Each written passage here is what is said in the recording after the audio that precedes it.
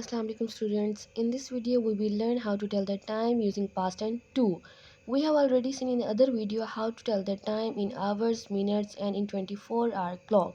But in this video we are going to learn in different way. First of all, I remind you that the long hand show minutes and the little short hand show the hours. So we have learned that on clock face the minutes keep 5 by 5. We know in 1 hour there are 60 minutes, so we divide the 60 minutes into 12 groups of 5 minutes each.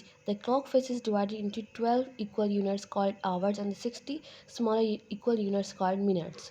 So in this clock, the time showed 10:40, but there is different way to tell the time. Let's find it out. The minute hand is on 8 means 40 minutes. So we need 20 minutes to go up on the number 12. So give attention here. If the number of minutes are more than 30, which is more than half than hour, in this case we say minutes remaining from the next hour. So we subtract the minutes from 60 minus 40 means the minute hand is pointing to 8. This means that 40 minutes. So 20 minutes remain before 11 o'clock. 10 minutes to 3. Here the time is 6:55, which means 5 minutes are remaining from 7 o'clock. See another example. Here it is 8:45, so there are 15 minutes remaining to be 9 o'clock. So there is a quarter in an hour, so we say quarter to 9. When the large hand pointing on number 3, we say 10:15, quarter past 10.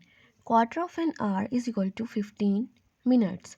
When the large hand pointing on number 6, we say half past because we did half an hour.